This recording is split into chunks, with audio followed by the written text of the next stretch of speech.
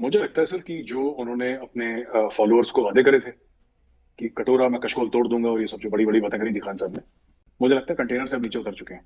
फिर बीच बीच में कभी कभी बुखार चढ़ता है, खान साहब को चढ़ जाते हैं कंटेनर के ऊपर वो। आपको पता है 72 घंटे के अंदर अंदर सऊदी अरब पाकिस्तान को नोटिस दे सकता है और ये पैसे वापस ले सकता है। 72 आवर्स का नोटिस। लेकिन इमरान खान का दावा था आने से पहले हुकूमत में कि हम तो इंटरनेशनल मॉनिटर फंड की कोई बात नहीं सुनेंगे और हम तो उनसे कर्जा भी नहीं लेंगे। कि इमरान खान की जो हुकूमत है वो ये कह रही है कि पाकिस्तान के ऊपर कर्जा इतना ज्यादा हो गया है कि ये पाकिस्तान के लिए एक नेशनल सिक्योरिटी जो है वो रिस्क बनता जा रहा है कर्जा। रोज पाकिस्तान के लिए जो फाइनेंशियल चैलेंजेस हैं वो बढ़ते जा रहे हैं और इमरान खान साहब की जो कैबिनेट है उन्होंने 4.2 बिलियन डॉलर का जो एक लोन था सऊदी अरेबिया से उसको अप्रूव कर दिया है। अब इम्पोर्टेंट जो इसकी शिकें हैं जो इस में हैं वो इंतहाई पाकिस्तान की सॉवरेनिटी के लिए, पाकिस्तान की सॉवरेनिटी के लिए और पाकिस्तान की बका के लिए इंतहाई खतरनाक है। और जिसमें आप देखें कि ये कभी ऐसे हुआ ही नहीं है कि इस तरह को भी लोन लिया जाए। आपको पता है 72 घंटे के अंदर अंदर सऊदी अरब पाकिस्तान को नोटिस दे सकता है और ये पैसे वापस ले सकता है। 72 आवर्स का नोटिस। ये दो ममालिक की डील हुई है और ये कैबिनेट ने ये अप्रूव किया है इसको। ये पाकिस्तान के सीनियर लेवल के लोगों ने ये चीजें बताई हैं। अब आप इमेजिन करें 72 hours, not more than this, 72 hours. अब 72 घंटे क्या टाइम होता है? क्या वो हम पे इतना भी ट्रस्ट नहीं करते? क्या उनका हमारा इस तरह का ताल्लुक है कि 72 घंटे के अंदर ये पाकिस्तान की पार्लियामेंट को, कैबिनेट को और पॉलिटिकल एलीट को फॉरएवर फैसला कर लेना चाहिए कि भाई ये इस तरह पे पाकिस्तान को कर्जे मिल रहे हैं। एक बात। दूसरा, उन्होंने कहा है कि अगर पाकिस्तान का और सऊदी अरब का इस मामले पे डिस्प्यूट हो गया इस पैसे के ऊपर, तो पाकिस्तान का कानून इस पे नहीं चलेगा, इस पे सऊदी लॉ चलेगा। यानी कि पाकिस्तान अपनी किसी किस्म की कोई बात नहीं कर सकता। यानी कि हर चीज हमने सऊदीज के हाथ में दे दी हुई है। जाहिर बात है जिससे पैसे लेंगे वही फैसला करेगा ना कि क्या टर्म्स एंड कंडीशन होगी। हम तो फैसला नहीं करेंगे कि टर्म्स एंड कंडीशन क्या है।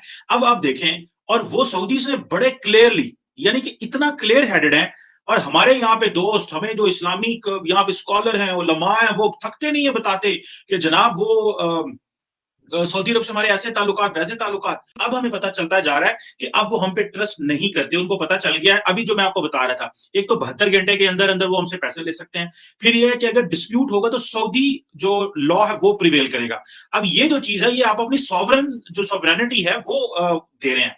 अच्छा, दूसरा ये है कि अगर पाकिस्तान डिफॉल्ट कर जाए, अगर पाकिस्तान डिफॉल्ट कर जाए इसमें, तो जो पाकिस्तान की इंटरनेशनल प्रॉपर्टी है सऊदी अरब उसको जो है वो कैप्चर कर सकता है। जिस तरह कि याद होगा कि पीएए का एक जहाज मलेशिया में रोक लिया गया था और उसको उड़ने नहीं दिया गया था, वो बहुत बड़ी इंसल्ट हुई थी। अब हर रोज हमारी पॉलिटिकल क्लास हमारी इंसल्ट करवाती फिरती है।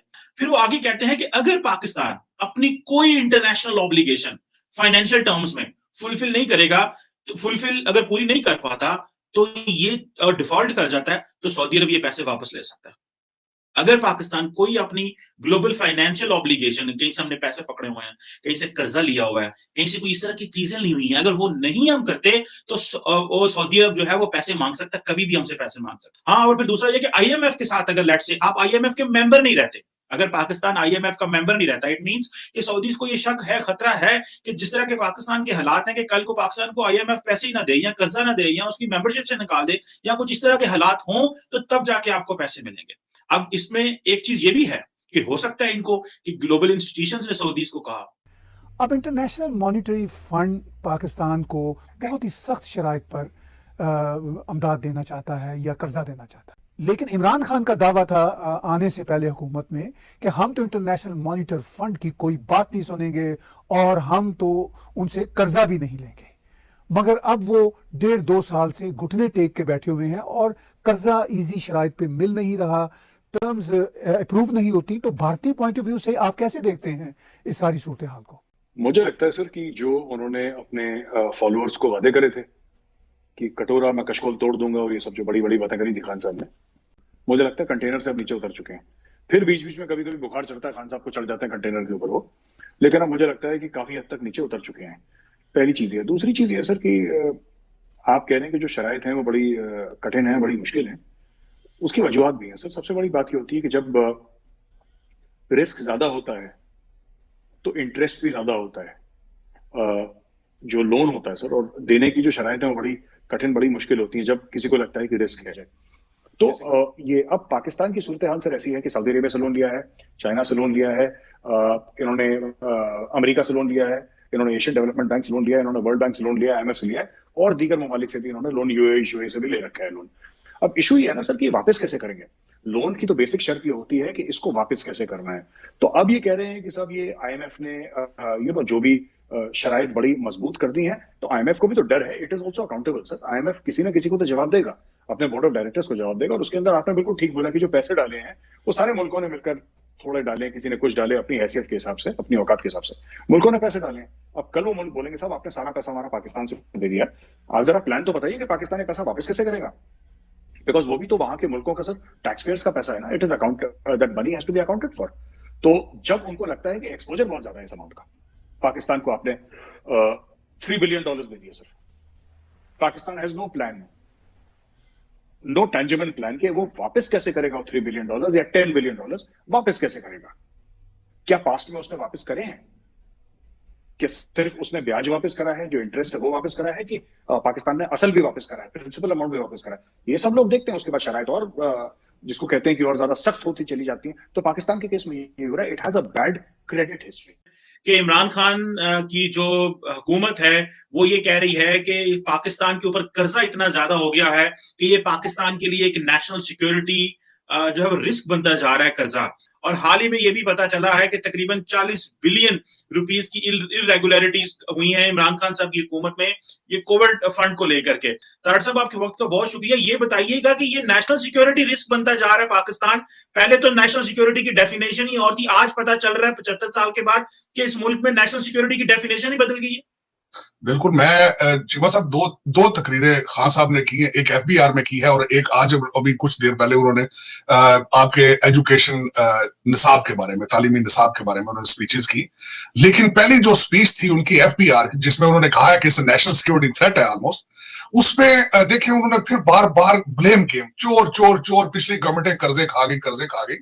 लेकिन ये इसको ठीक किसने करना था इसके बारे में उन्होंने कुछ नहीं बताया। खान साहब में सबसे एक बहुत बड़ी खूबी खान साहब कि इश्यूज को आइडेंटिफाई करते हैं लेकिन उसका सलूशन नहीं देते, ना उसको सॉल्व करने की विल है उनके अंदर। उन्होंने बड़ी अच्छी मिसालें दी हैं कि किस तरीके से यूरोपियन जो प्राइम मिनिस्टर्स हैं, यूरोपियन जो पार्लियामेंटेरियन मेंबर्स हैं, मिनिस्टर्स हैं, वो किस तरीके से इकोनॉमी में ट्रेवल करते हैं।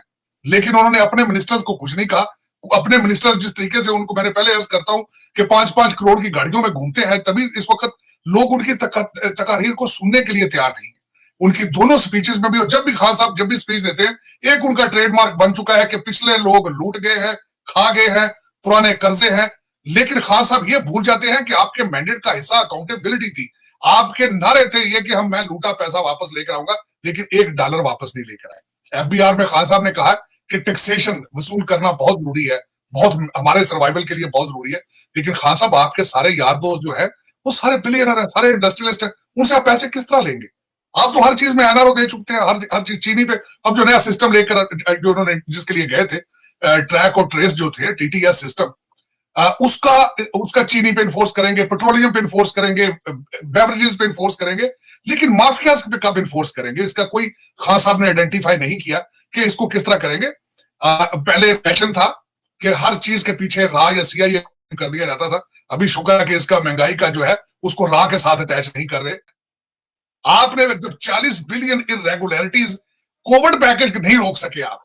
एक इंसानी अलमिया था, जो लोग मर रहे थे सड़कों पे, बगैर सांस के ऑक्सीजन के मर रहे थे। उस दौर में भी जिस कौम ने 40 बिलियन का टीका लगाया है, सबसे बड़ी बात यह थी कि उसको कोई रोकता, कोई अकाउंटेबिलिटी होती।